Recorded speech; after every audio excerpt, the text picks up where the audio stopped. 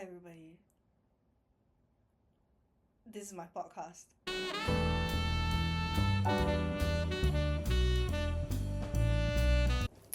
You're probably wondering, Nicole, why a podcast? Are your other creative ventures not enough? Like, is it you just don't know how to shut up? The answer is yes. So, today is, well, it's the 7th now because it's past midnight. But it was the 6th of January and I met Conan. And I was talking to him about how I would actually love to start a podcast. I would love to talk to my friends about anything and everything that we wanted, and I would love to have a recording of all these weird ramblings. See, right, if I was like a straight man that was like, haha, I want to start a podcast with my friends, cancel. But I'm a hot, sexy, smart, intelligent woman, so I can do whatever I want. Now, if you're wondering if I am actually speaking into the microphone, like if this is picking up anything, the answer is no. It's not plugged in, but I feel like it would not be a true podcast if I was not holding a microphone. Um, Maybe eventually I'll learn how to connect the audio, but actually, I might be too lazy. I don't even know if I'm actually ever gonna edit this, so tahan. And also, I get really fidgety when I talk, so this bad boy. This bad boy will be my selling point. You're probably wondering what I want to talk about in my podcast. The answer really is anything and everything that I want to. As some of you may know, I write. Um, I'm not a writer, but I write extensively. Um, I have two journals, one for like day to day and one for like more in depth, topical or thematical entries. I do dabble in a little bit of bad poetry, and I also spill my guts out in some songs. Um, and I'm very grateful to have various creative channels to express myself and also record how I feel at different points in time. However, I think, and I'm gonna quote Conan on this because I think he captured it beautifully, there is an element of like quirkiness when we talk that is different from the quirkiness that you get from writing. And I'm really funny, I think, when you see me like this. But in my writings, I just present as a miserable person. And sometimes I don't want to feel that. I don't want to do all that. So, a podcast it is. In this podcast, I will, once again, do and say whatever I want or whatever I feel like, and hope that somebody out there cares. But if you don't, I think it'll be fine too. Because even in this moment, as I am looking at myself in my MacBook photo booth screen, I'm having so much fun. So I think it will be a great process either way. And if someone enjoys it, sure. Eventually, if this catches on, I guess, um, and God willing, I would love to have some of you guys on the show. This is the show in question. Um, I think there have been many times where, as I'm talking to my friends, I'm like, wow, you guys really have some shit to say. And I think I would love for this shit to be captured somewhere. There are many, many points in time where I'm just like with my friends and we're just like yapping, blah, blah, blah. And I get like a out of body like projection, like astral project, and I'm like, wow, I really wish I had recorded this because it would have been really funny, I think. And maybe maybe there will be moments like that. I'm hoping. And maybe I might do a touring group.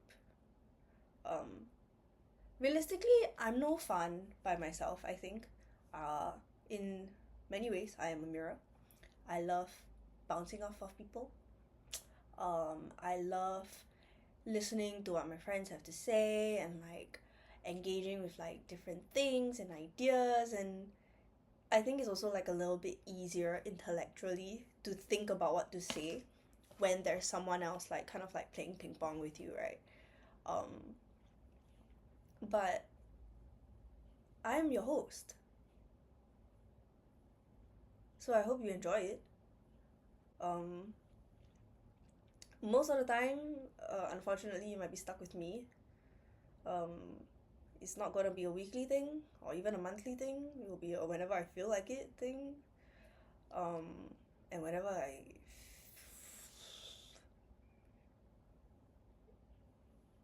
whenever I feel like it, I think it's a good posting schedule. In today's podcast, I will be talking about being 24. It is a visceral age, as many of you have noted, and I would like to talk about my experiences so far and how I feel being 24. Where it will go, no one knows. Actually, I know because I'm recording this from the past after I've done, after I finished recording the episode. But I think it will be meaningful for me to have a record of how I feel being 24. This is the halfway mark in January. I've done 6 months. I've got 6 months left. It's been a whirlwind, but I think there will be joy. Spoilers! I'm 24, in case you didn't know. Many of you guys are as well. And we're turning 25 this year. And I think there is like a little anxiety, a little anxiety over being in your mid 20s. Even though some might argue that mid 20s are like what, 23 to 27, crazy. Um, but I think being 24 is such a weird age, and I don't think I've spoken in depth about how I feel about it ever actually. I know I've mentioned it a lot in my writings and like when I post on my spam um about the that weird like visceralness of being 24, and it's so weird and terrible. um but I don't think I've actually ever talked about it in depth.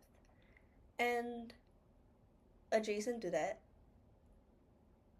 how it feels kind of like starting over at 24. What does it mean to start over? How does how has that affected me in my own personal life? What can you learn from it, I hope? It is a strange thing to be 24, I think. For me personally. Um some of my friends would have heard me say this, but as a teenager, 24 was kind of like the age that I never thought that I would hit. I mean, growing up mentally ill, that's an experience. Um, and there was always so much like teenage angst and like casual sadness in me. And I was so convinced um, that I would be dead by 24. And I think I kind of always like, I knew that this would be like one of those ages. Um, I don't know if anybody else has this, but there are just certain ages that will hit you like the most, right? Like for me, like I'm talking about like me when I was like what, 15, 16, right? I knew that being 17 would be terrible, and it was. I knew that being 19 would be terrible, and it was. Being 22, God, what a year. And being 24. And I never really thought about what came after 24 because I was so convinced that I would be by now. So there is some strangeness, I think, when one day you are celebrating your 24th birthday and then a couple months passed and you realize I am at the halfway point. At this point in January, I am literally 6 months into being 24, and I have 6 months left to being 25. So I feel like it's also a very opportune moment for me to kind of capture how I feel about being 24. The last few months of being 24 have sucked, I think.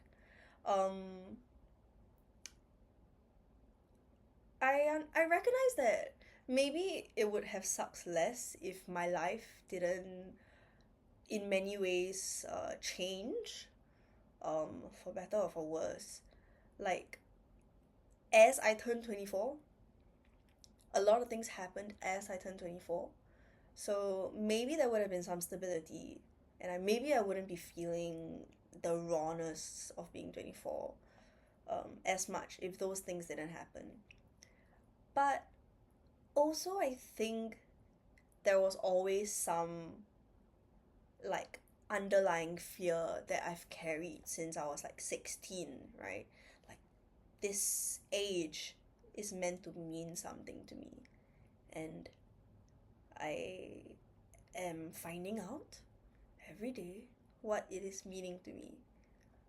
I think the last time I felt this in tune with my age was 22, which is strange. Yeah, I don't know if it's like a bias thing, like, oh, I think that 22 will be important, so it became important, and I thought that 24 would be important. Now it is important. It might be that, but it also feels, or it comes off more as like an intuition thing. So as always, I'm right. Um, in my 24th year of age, um,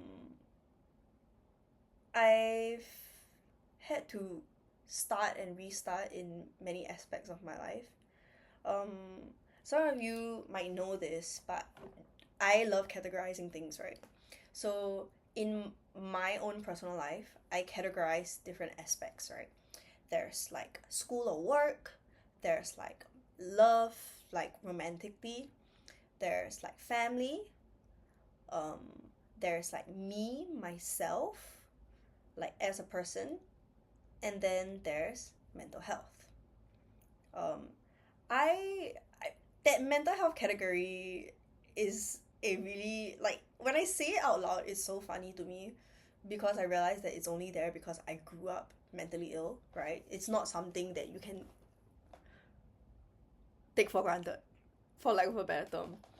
Um, and as I became 24, I think I say restarting at 24 because these pillars um have either crumbled or shattered entirely. Um, and there's a lot of uncertainty. There's a lot of uncertainty, which is why it feels like there's a lot to start over in. As many of you know, love life, fucked. Work/school, fucked. I don't know what I want to do. I told myself I would start looking for jobs this year, and my mental health has been doing okay, I think. Personally, I think it's been doing okay. Sure, I get like the occasional like panic attack or like whatever, but I mean, comparatively to the previous years, I'm doing great. Family's pretty okay. I think they need to like leave me alone a little bit more, but generally quite good, I think. Um, and I think the one constant throughout the years has been my friends, um, which I am always eternally grateful for. Um, the only pillar that kind of like really strengthened, I think, as I turned 24, um, was my friendships. Mm, I think before I turned 24, like last year, right? Or the last couple of years, I think there was always like one or two pillars that were like a bit shaky in terms of like my mental health, or like with school, with my crazy professor, if you know, you know. Um, but for me, because I was like in a stable relationship and I was in like somewhat decent terms, like with my family, and at the end of the day, I had myself, right? Like, I think I was like, okay, my friends were constant, right? Great. So I think even though there was like some instability or some issues here and there, I was like still holding on hope that actually it will be okay. And then when my relationship ended, I think there was kind of like this catastrophic shift, right? Suddenly, you don't have this other person anymore to reflect off of you, um, for you to like really share like parts of yourself that you don't really share with other people, right? Because that's just not the nature of other types of relationships. Um, and I remember feeling a little bit resentful in the beginning about how there was like so much instability in my life. And when my relationship crumbled, when this other person hurt me, like I would say intentionally, right? I think there was like resentment that, like, why couldn't you be this stable place for me to return to, right? A safe harbor for me to return to when everything else was going terribly, right? And there was some like resentment in that for a little bit. But I don't regret it at all. I mean, I was the one that ended that relationship, and I don't regret it at all till this day. Um, and if anything, I think it has allowed me to kind of be a little bit more objective about my own life, um, and my relationships, what I want, what I don't want, the type of person that I am. I think it has allowed me to kind of be more objective about myself without the lens of like, how do I fit into this other person's life? When you remove a relationship, all of that goes away. Suddenly, you don't have to think about like, how does my growth or like my change or whatever's going on in my life affect my partner as well? You don't have to worry about that. You gain a little bit more freedom, I think, to kind of like, I can worry about myself with myself, and I'm not spilling onto anybody, and I am happy, I think, with that freedom, and eternally grateful deep down. There are some days where obviously I still get upset over the loss of that relationship, but it needed to end. Respectfully, it needed to end, and I am glad that it ended. I don't think there have been many waves of emotions as I deal with that breakup and continue to deal with that breakup, but I don't think there has been a single day where I've regretted my decision, which is great. I think it feels great to say that. One of the first things that I realized after my relationship ended was that I didn't really know myself. When you spend like 3 years with somebody else, right? It's kind of like, I don't know, it's easy. And I think for me, it was also kind of like instinctive to kind of think of myself next to this person, in relation to this person. And when I took that person out of the equation, I was left thinking a lot about who I was as a person, the type of like values I had, or what good traits do I actually have. Because I think for the longest time, all of those things were or existed within the context of a relationship. As much as I prioritized like the different things in my life as best as I could, because I was someone, and I still am, I guess, someone that loves love and wants to build a life with somebody eventually, one day, I couldn't help but center my life, or maybe center is a bit too strong, point my life in the direction of my partner or my relationship, my romantic relationship. And I think after the relationship ended, there was just great objectivity that was granted. It felt bestowed um, upon me. But I will say, it did not feel like a gift. I remember being at the greenhouse, talking to my millennial friends, hoping to get words of wisdom, telling them like, I don't know who I am anymore. I don't know myself. I definitely feel like I have lost an immense amount of self-awareness in the last like 6 months. And it's kind of hard. Like, it's hard when you had a certain baseline of something and it granted you kind of like superpowers, right? Like, I know what my problem is, I know how to fix it, I know what steps to take in order to be healthy, right? And then suddenly it drops to like a low level. And as I learned later on, it wasn't even like low. It's not that I had no self awareness. It's just a actually normal amount of self awareness, I think, or slightly higher than average actually. But it was such a drastic drop for me because I had so much self awareness previously that it just felt like I didn't know myself anymore. But then I learned through talking to my friends that actually everybody lives like this.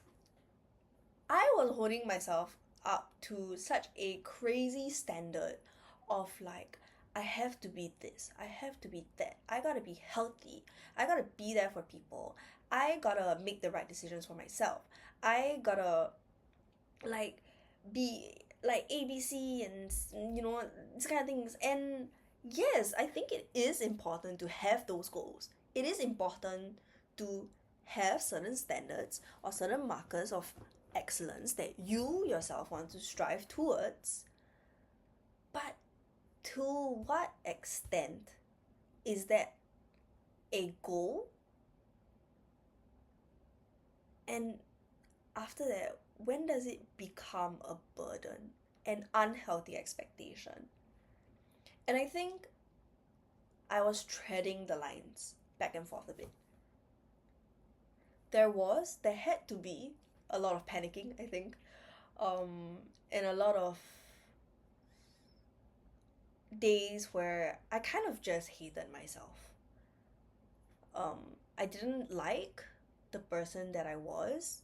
I didn't like feeling like I wasn't as good of a version that I used to be, that I could be, right? Um, and there was just, I think, disappointment. Um, and obviously, that in the context of like fresh after a breakup. It was like, okay, how much of this is actually because of my relationship? So, like, I think it gets very, like, mentally exhausting. You're, like, thinking about yourself, and you're thinking, like, about this other thing, and then they get, like, blended together, and it becomes a mess, and it gets exhausting.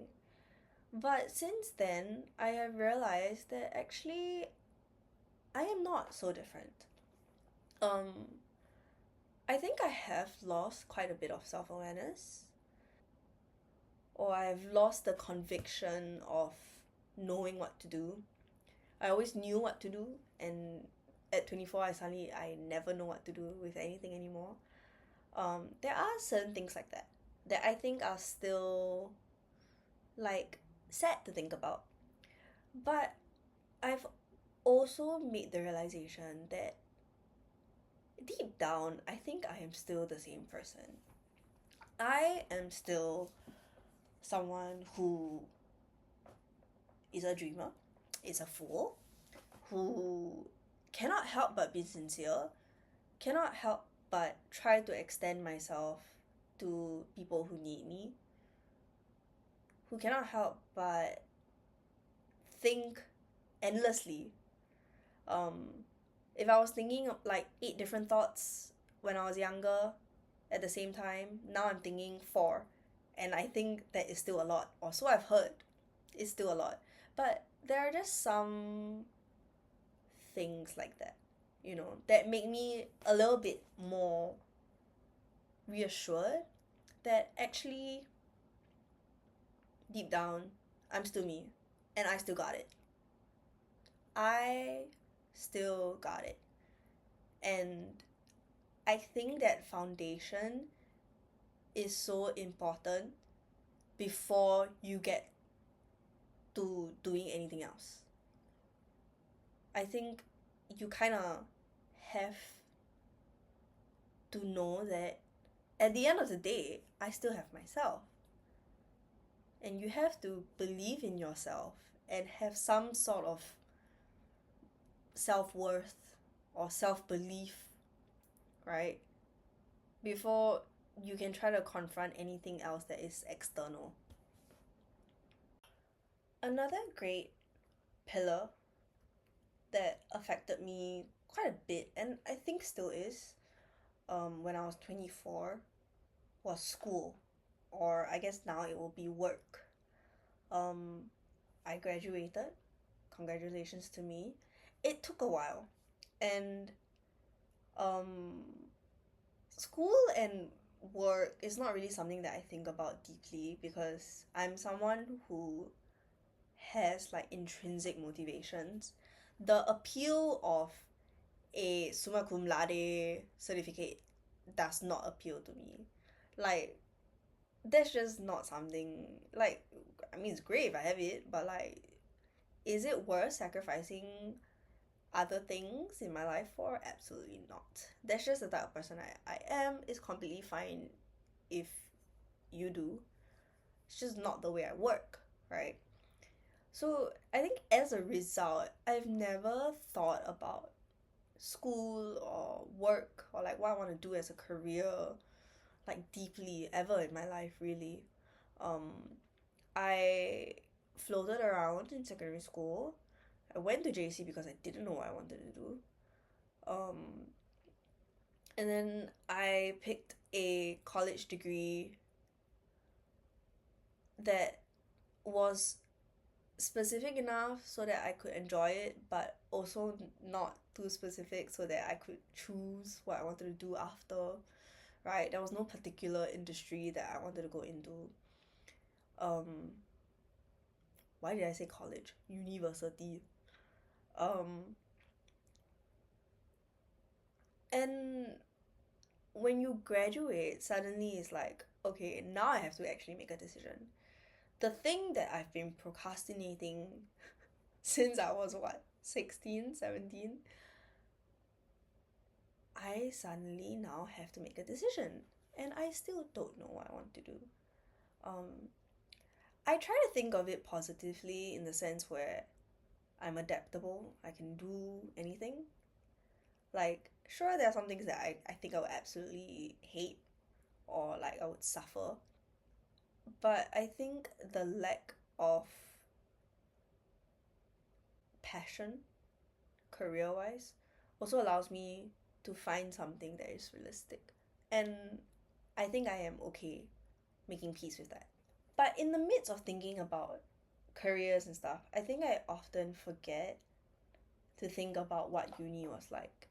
And honestly, what a terrible experience the last like 2.5 years were because of my second major. If you were around, you would have heard of my crazy professor that made us stay up until 6 a.m. constantly, um, and how I was in the golden circle, and then how I fell from grace and then became a black sheep because I told her that she was a terrible educator. One thing about me is that I will always be proud of myself for that moment, for sticking it to this crazy lady's face. Um, but I think I forget often how much that situation burned me out. There is a lot of guilt, I think, I have in myself internally that nobody has against me for graduating late. And I think I feel it more because I was in a position to graduate early. So it's like I could have graduated like a whole year earlier, but I didn't. I actually didn't. And I was not able to because of this one crazy lady. Because she took so much out of me. I went back to therapy after 2 years, 3 years because of her. Crazy. Literally, when I was still in therapy before, right? Before I met her, before I was karmically cursed to do this second major, right? My therapist, my old therapist, was not even a WP member yet. It was that long ago. And then after almost 3 years, one day in class, I'm like, actually, I cannot fucking do this anymore. And I booked the therapy appointment in class. I still remember so clearly, okay, which classroom it was in. It was absolutely crazy. I was listening to her talk and I was like, actually, this woman is crazy. Actually, I can feel myself like getting more anxious, getting more depressed, getting more burnt out. Like, I dreaded going to school. I dreaded receiving messages of any kind. There were so many times when my friends messaged me and I was so afraid to check because I was afraid that it would be another like group project text or worse, a text from her personally. In hindsight, that is crazy. And I think that's also why I kind of latched on to what was secure in my life at that point in time, right? Which was my relationship. Um, it was kind of like an escape, like physically. I wouldn't say emotionally because honestly, that relationship did not support me at all throughout all of this. But I forget how crazy it actually was to be living like that for like 2 years, 2.5 years in that environment. Um, and I think I underestimate how much it took from me, or I forget how much it took from me. So when I think about uni and like my work slash school pillar, right? I keep having to remind myself that actually it makes sense that I had to end up graduating late. And I'm trying to find some grace in that, in knowing that I made the best decision for myself by graduating late, by allowing myself the time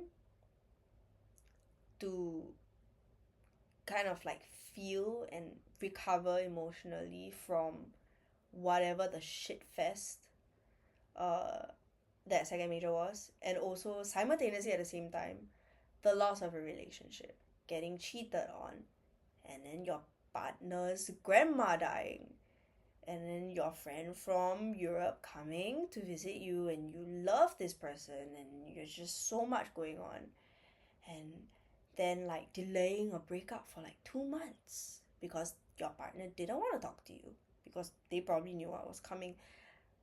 I think with all of those reasons like happening simultaneously, I, not to mention, as I was turning 24, I think it's okay. I am trying to remind myself that it's okay. And I'm glad that I gave myself that time as well because um as I was like clearing my volunteer hours to graduate, I had so much fun and I met such good people, and I think it was great for me to do something like physically intensive, for lack of a better word, and you just don't think. And I think I needed to remember what it was like not to think every second. And it was great. It was absolutely great. In the last 6 months, I've also been very, very grateful to have been working, earning money in relation to my hobby. It's like one of those things where I think doesn't really come often, right? Like some people talk about like the intersection between like something that you like and something that you can do. And like that intersection is where like you should find your career and stuff. Um and I guess like I'm very happy to keep my plant stuff as a like side thing because I feel like if I really turn it into like a full time, I'll start like capitalizing my hobby, and I would not want the love of my hobby to kind of like die off like that. And I think that definitely happens. But I think being able to experience just like a little bit of it on the side, right? Like working at a greenhouse part time, doing plant events, doing workshops, and kind of like also making new friends that do this as a full time, that decide that actually this is what I want to do. Um, I think that has been such an enriching experience and such a privilege. I will never shut up, I think, about being given the opportunity, honestly, because it's this it was this weird kind of like understanding or thing that I learned that actually really, right, when you do something that you like, it does not feel like a job. Um, there are many times where I felt like guilty getting paid, I think, because it genuinely was so much fun for me and it didn't feel like I had given any labor. And I think it's like, you know, like when you people always say like, oh, when you do something you love, you never work a day.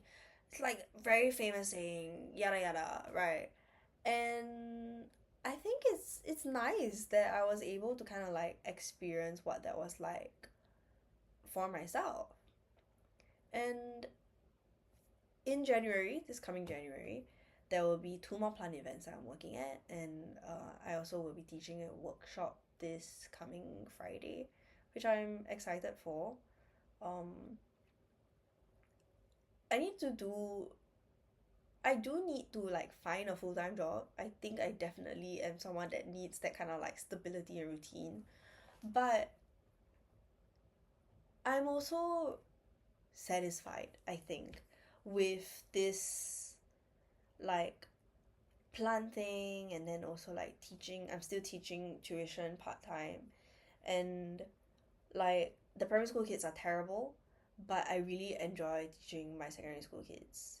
Um, it does satisfy me quite a bit when uh they tell me to teach them like forever. They say that I have to stay with them until they're in sec 4. context, they're in sec 2 now, so I gotta stay another like 3 years according to them. um there is an immense amount of satisfaction when they say that they will find my house and hunt me down if I leave. It's kind of like, okay, so you do think that I'm doing something right, and like not just like as a teacher, like as a person, like people underestimate teenagers all the time, but even when we were teenagers, right, and as they are now, you kind of know like a good teacher and a nice teacher, what the difference is between the two of them. And when they threaten to find my address and protest outside my window, I think I'm doing something right. I think I am a good teacher that actually teaches them, and also a nice teacher who engages them on a personal level. There is some satisfaction in that. Um, but I also recognize that I'm incredibly lucky to have a bunch of good kids. I could never teach like a full class of like what, 30, 40. I think I might die. It's so overwhelming, and I really love being able to engage each kid deeply. Some people have asked me like, why don't I just like teach full time, like private tuition full time? I think I could realistically, but also thinking like, do I really want to do this for the rest of my life? Cause I know career switching is so important now. It's so important. But I'm kind of like if I like a place, I'm gonna stay there forever type of person. And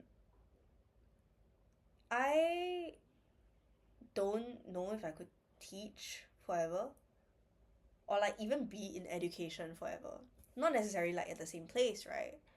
But like I don't mind it. Like God forbid if I don't find a job, like if the economy is bad, which it is, like I'll stay, sure. But do I really want to be doing this at like 40, at 50, God forbid 60? I don't know. I don't know. But I think in terms of like work and school, there is a lot of anxiety in terms of like finding something stable. Um, and obviously, like it's not just about like for me like building my own future, right? It's also like now my parents are retired. Like I want to be able to like take care of them in ways that I can, right? And money makes the world go round. So it is important, and I do want to get started on it. And as I'm speaking about all this, I do feel a little bit more brave to try, to start to try. And I'm glad. The last pillar that I want to talk about is friendships. It's interesting to me to feel something shift in the friendship pillar because it's been generally quite consistent all my life. I, from a very early age, I think recognized that I got extremely lucky with friends. Um, a great bunch of people to call my friends.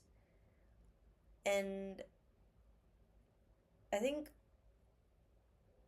when something is like consistently good and continues to meet your expectations and your needs, right? Especially as you grow up. Like these are like friends like from when I was like 13, 14, right? Like it's such a beautiful thing to be growing up and changing, right? Like individually, and then your friend is changing, and then your friend group is changing, and the dynamics are shifting, and we're all like trying to figure out whatever. And still somehow we manage to find a way to fit into each other so perfectly. There is something beautiful in that.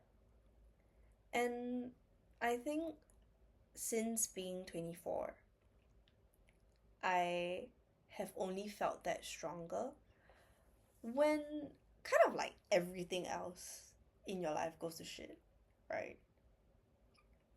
I think I hope it's only normal to start latching on to things that are stable. And for me, that's friendships. Um, it's been, I guess this also spills a little bit onto like my family, but it has been such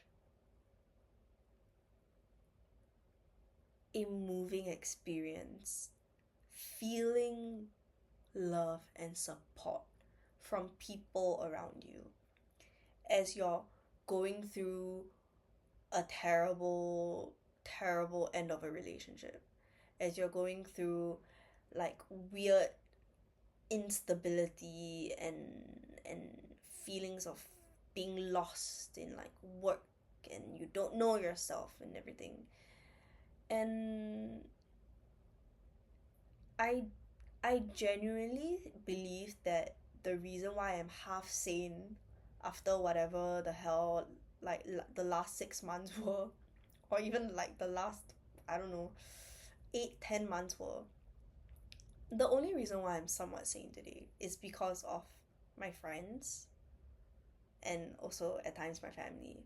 Briefly about my family, just to get it out of the way, I always think about how when I ended a relationship and I told my mom, the first thing she said was, good.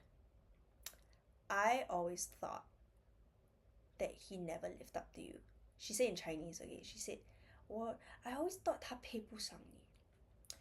And I think like when you decide to end a relationship, right, with somebody that you thought like was it, and then hearing that from your mother, you're like, oh my god, maybe I did do something right. And obviously, it's also extremely hilarious, and I will be thinking about it, I think, for the rest of my life. Iconic moment. My family have also extended a lot of grace in terms of like work and school, which I feel very like guilty about, especially knowing that, especially my mom, right? She's a Virgo. She wants things to be done. She's a realist. She's a perfectionist. And I'm pretty sure she started worrying about what I was gonna do in life the second I was born, right? That's the type of person that she is. But for her to put that aside, to see that I was struggling and offer me the space to kind of figure things out while still worrying and still like pushing me healthily this time, thank God. Um, I'm so grateful for that. And I I do tell my parents, I think, but I don't know if anything I say will ever like convey the full depth of how grateful I am. Right? To have the freedom to be able to do right by yourself is difficult and oftentimes rare. And I think that is something that has allowed me to feel somewhat okay with being alive. With my friends, it's also very similar. Um, Other than actually like physically being there or like emotionally being there for me, I think I got a lot of comfort in knowing that we were all kind of like figuring out our own stuff. Like I wasn't the only one lost. It's terrible analogy, but hear me out. It's like representation. It's like when you see a character on television and you're like, oh my god, they're so me. And you're like, you feel validated. I know it sounds terrible because like I was going through a terrible point in time in my life. But I think I sought so much comfort from my friends. And I seeing their own like different struggles or like things that they were uncertain about or things that they were fearful about was so reassuring.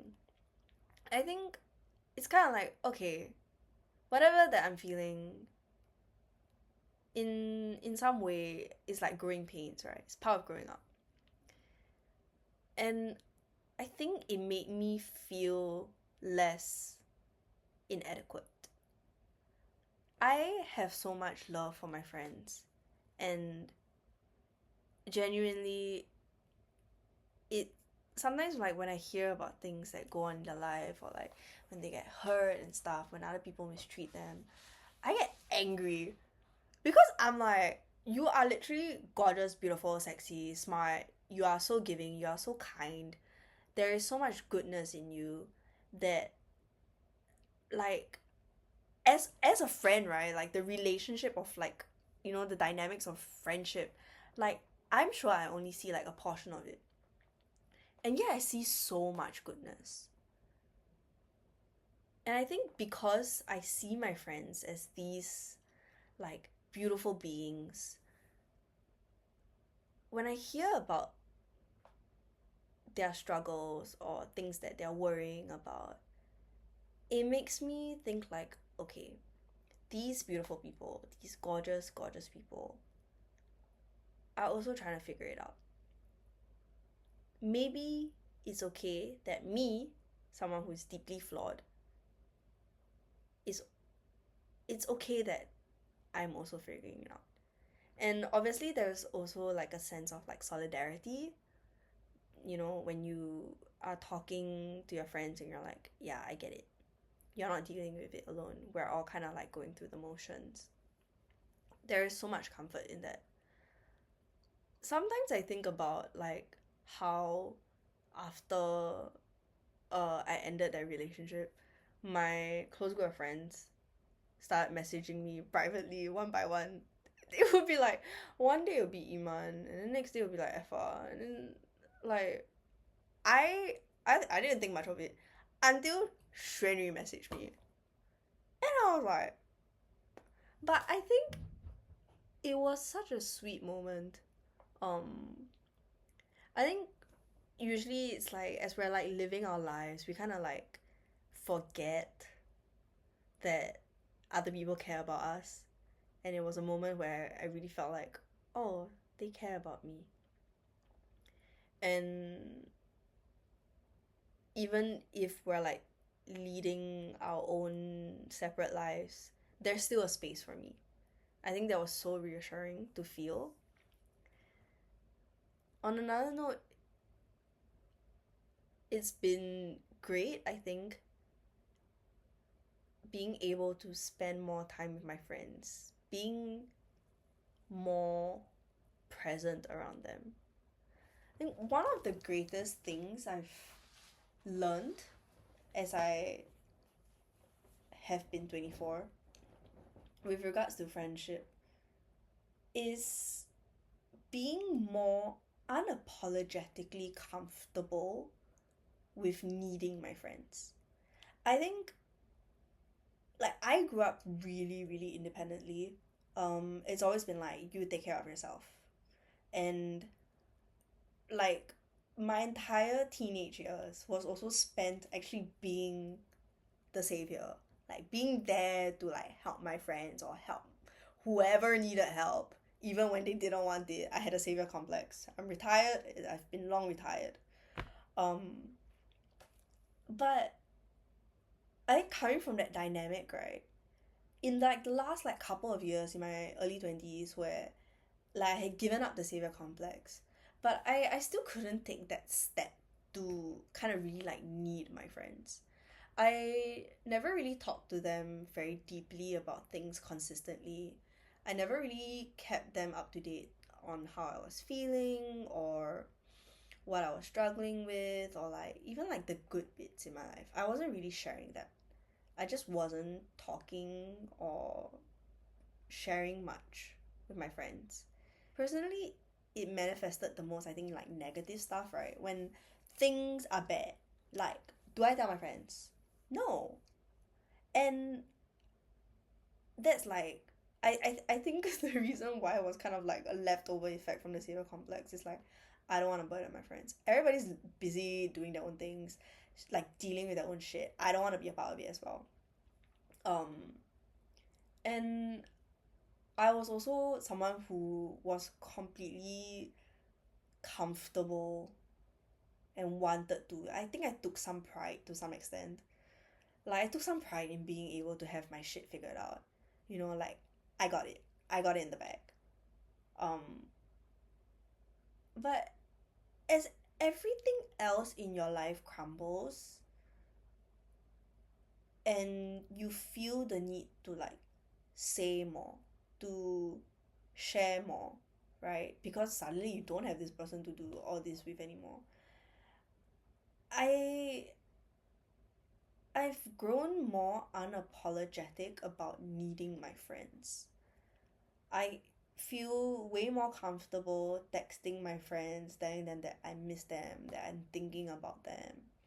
I feel way more comfortable telling them about some really depressing thought that I had, or like admitting that I'm not over this, or that I'm like still dealing with this, or I'm still thinking about this, or that I feel angry, that I feel sad, that I feel hurt, that I feel insecure about something, right? And I choose the word unapologetic because when I say all this, I don't feel like a burden.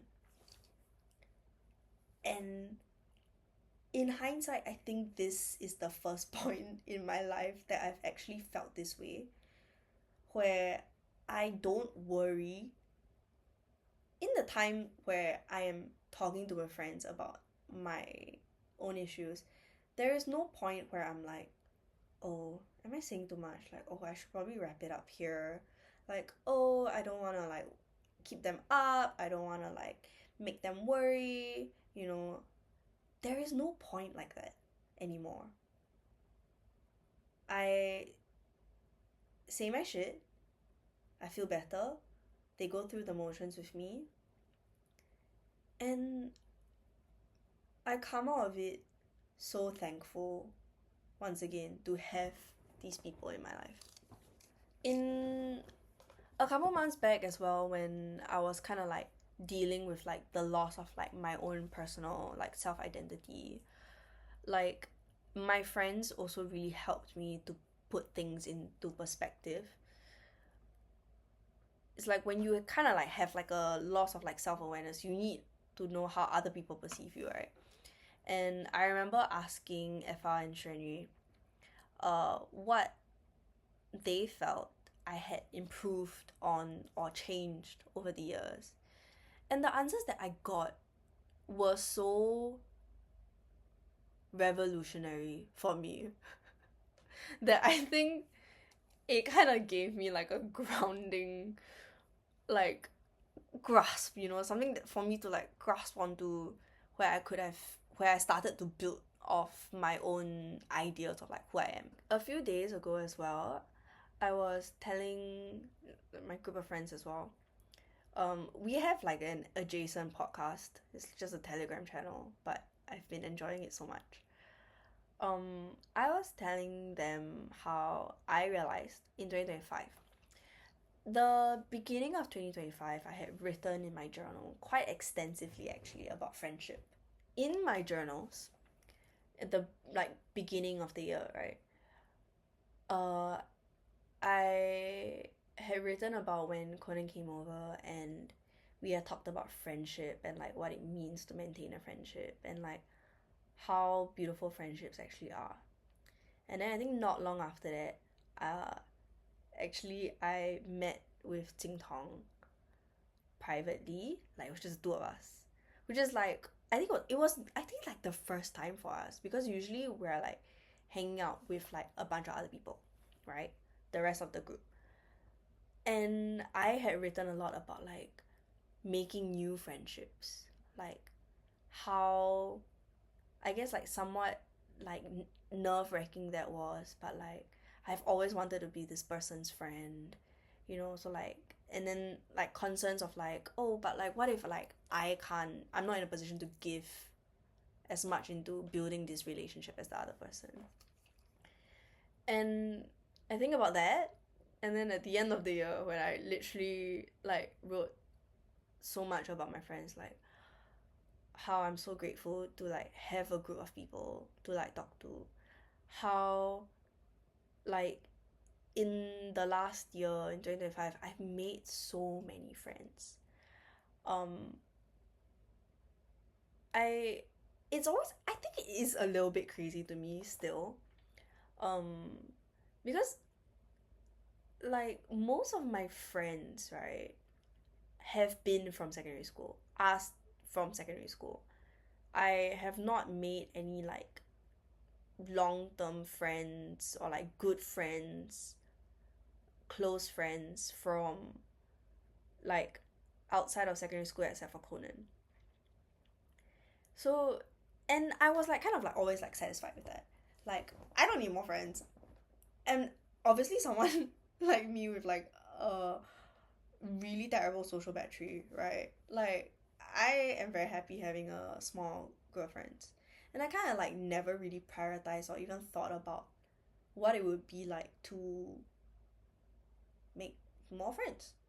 And then in 2025, I made so many new friends. I, my god, I forgot Maywen. Maywen, I love you too. But like we live together. You're not my friend. You're my wife. Um, in 2025, I made so many friends. I made friends in KL. Thank you, Maywen. Um, and it's so strange to meet people and like have a beautiful connection with them, to feel safe with them, to talk to them about like personal things and to like feel support, you know. And I'm so grateful for my KL friends as well because they bring out a side in me that I don't have the opportunity to show back in Singapore.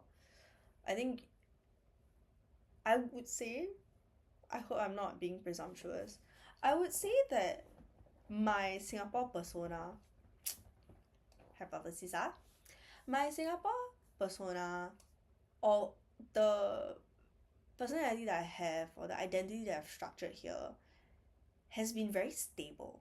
Someone who kind of has their shit figured out, like is logical but can be emotional, is someone that like knows what they want or like isn't afraid to confront or like it's always, I think it's always been like, or I think I've placed inadvertently, I've placed this role of like a harbor or a pillar of support for the people around me here, right? But when I go to KL and I'm like, obviously, like some of these friends are older than me. For once in my life, I go crazy. I It's not that I can't go crazy with my Singapore friends. Please don't think that. But I think I feel more comfortable being crazy, being sassy, being sassy, being a mess, being allowing myself to be taken care of, super crazy. Like obviously there is like a very big intersection between who I am in Singapore and who I am in KL. But I think there are just some, like how you code switch with different friends. I think that's just how it is with like my like local friends and like KL friends. And I'm so grateful. It's at the end of the day, I'm still like the same vulnerable, like like you know, I'm still like that with them.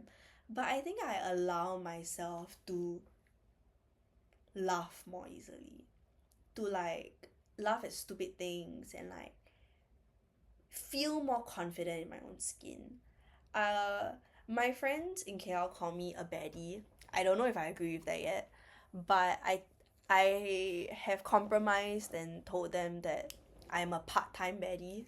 When I'm in KL, I'm a baddie.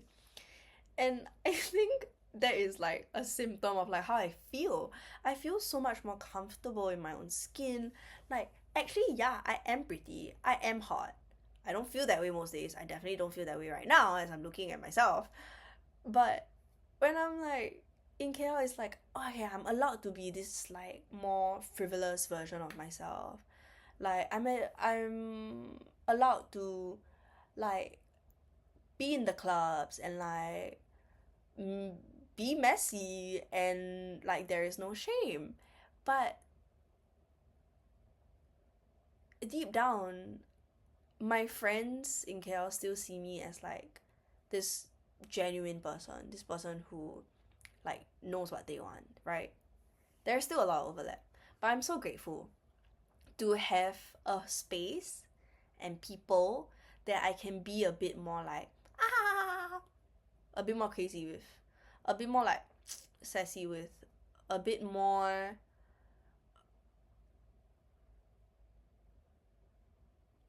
a bit more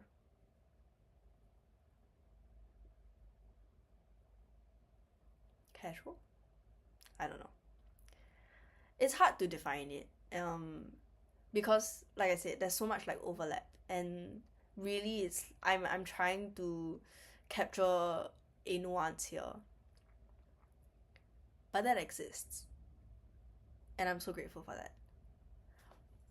Of course, in 2025, I also made a lot of plant friends. Thank you, Dan, for bringing me into a community. When I think about my plant friends, it's really about community. Of course, I love and care for them. Like, there is genuine friendship there. By nature of us kind of like being bonded by one hobby or like one interest, one love, right? The idea and like essence of community comes out so much. I wrote a lot about this I think a month or two after I met them. And it was like crazy, I think, like studying arts and cultural management, studying what community means, doing cultural mapping of communities, of a neighborhood, blah blah blah, right? Like when you kind of learn about communities so much, like in depth, in theory, where it kind of becomes a word where you become like, ugh, this intangible nonsense thing again, right? And then a couple months later, you actually feel it. You actually understand what it means to be a part of a community. That is such a blessing. That makes me feel so privileged, genuinely. My plant friends are a very diverse bunch, I think. Um, and it's also interesting because uh, the number of millennials I know have exponentially increased since I've been with them. But I think there's also so much to learn. It is nice actually having like friends who are older because they really help to put things into perspective for you. When I was talking to them a lot about like that struggle I was having with like my identity, right? The loss of my identity. They really helped me to put things into perspective. These are like 30-year-olds, 30 plus year olds, like telling me like their struggles, right? And I'm like, I figured this out at 17. And then I tell them my struggles, and then like they're like, I only figured this out like 2 years ago. And I'm like, oh, actually, I'm doing okay, leh. Actually, I am not an inadequate person. Actually, I am not unworthy. I think I'm doing pretty good.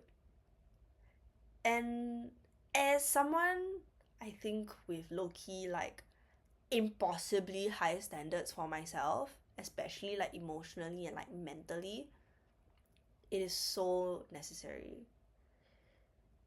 It is so, so necessary. Fortunately or unfortunately, I have to live with myself, which means that I have to live by my standards, my markers. And I think often I feel a lot of shame and guilt when I don't live up to my own expectations. right? So having like kind of like an external source to like affirm you that actually you're on the right path, actually you're doing great, actually you're ahead of the curve, even when, especially when you feel like you are falling behind of the curve, is so needed. And I think it, along with like my other friendships, really helped me to be like, okay, actually I'm doing okay. My friends have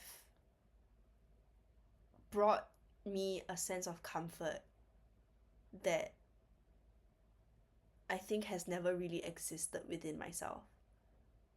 And it is such a beautiful, beautiful, and rare thing to have people that you feel unapologetically comfortable with sharing everything, and even more magical that you treasure them so deeply, and at the same time knowing that they treasure you so deeply, and that all of you independently, even if you don't say it out loud, you all know that this kind of connection, this kind of love, right, it doesn't come often, and you treasure it even more.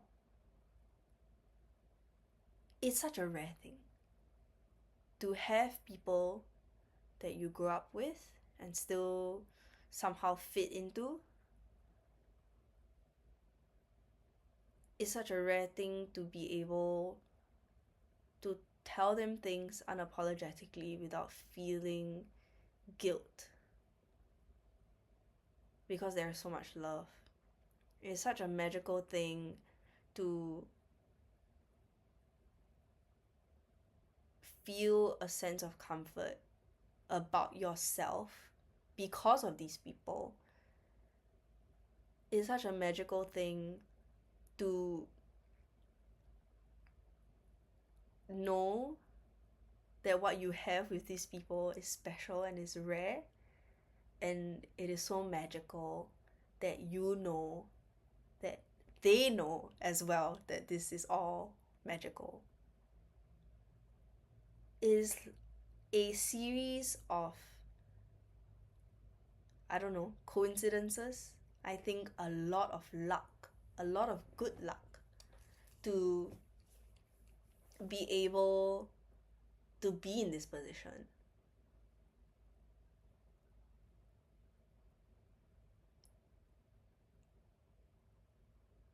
No matter what goes on with life, I am always in awe of how much my friends have my back. Honestly, I don't know why y'all do it. I don't know why y'all do it. I'm just a girl. But somehow through it all,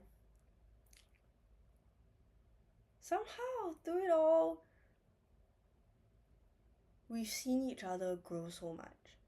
And it's, I just think about my life now, and at the end of the day, right, I know, I know for a fact, not trying to make it sound so like, oh my god, sappy, but like genuinely, right, if I did not have my friends, I think I would have killed myself a long time ago. Long time ago, I would have been because nothing else keeps me going. Like, this is like the one thing that I consistently live for. And I'm very, very thankful. Very, very happy with that as well. Yes. At the beginning of this podcast, I wanted to talk about starting over at 24. But as I've talked, I think it's been meaningful and enough for me to kind of just think about all the things that I've been grateful for, or like what 24 has been like so far for me. I have another 6 months to go. I do not know how the rest of the 6 months will go. And it's a little bit crazy thinking about being 25. Do I look 25? But I think also trying to like come to terms with like this age, right? This number that I never thought that I would live past.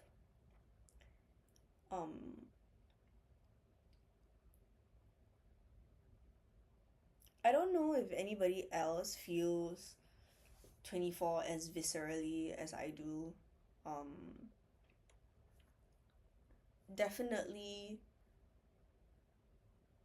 24 has been the most like externally happening like age for me, but it has also brought me so much. In the midst of all the loss, I've gained so much in terms of like my friendships, and also like comfort with myself, more understanding like the things that I want, and I think also most importantly recently especially, um, what it what being creative means for me. Um, I definitely lost a lot of my creativity in my early 20s, and the last like 6 months or so, I've been getting it back quite a bit, and I'm so grateful for that. And I think there is something like personally satisfying about having like tangible things of like how I'm feeling, right? It makes it feel like whatever that I feel is real. It's a validating experience, basically. What the next 6 months of 24 will feel like or will be, I don't know. Um, but I think for the first time in a long time, I'm okay with not knowing. Actually, sometimes, right, knowing everything is not a very good thing, yeah. There are still a lot of days where I get sad. Just yesterday I was sad. Um, and there are days where I will feel terrible. I recognize that I'm in a more optimistic mood today, which is also a good note to start a podcast on. But I think even when it's like terrible, right? Even when it has been terrible, there has never been a doubt that I will live through it. There has never been a doubt that one day, like, I'll be like, yeah, it was necessary. I know, and I'm living through it right now. I know that whatever thing that I'm dealing with now, that my friends are dealing with now, right, eventually it will make sense. And I think we will know that it was a necessary pain, a necessary point in time for us to grow. Perhaps instead, I am curious about how the things that I'm learning and like feeling now will translate or will manifest as I grow older. In a year from now, what will I be thinking about? Where will I be? What are the things that I'm like feeling now and honestly exhausted by? How have those things shaped my life?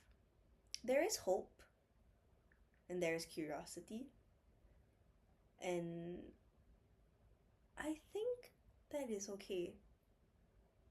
I think I am very happy with that.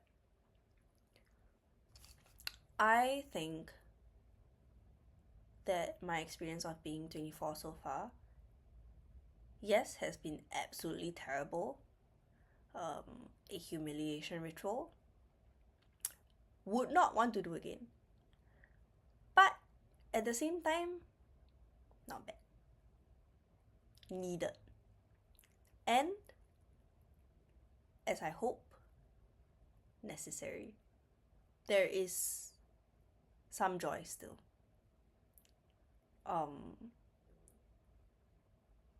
There is still a lot of joy, actually. And I think I am looking forward to the next 6 months, the last 6 months of being 24. Yes. Well, I hope you've enjoyed the podcast. I hope you enjoyed listening to me ramble. And even if you didn't listen all the way through, that's okay. Because I had lots of fun. I'll see you guys next time, where we talk about other nonsense that I want to talk about. But until then, I love you all. Take care of yourself. Toodaloo. I should probably think of a better intro. Goodbye.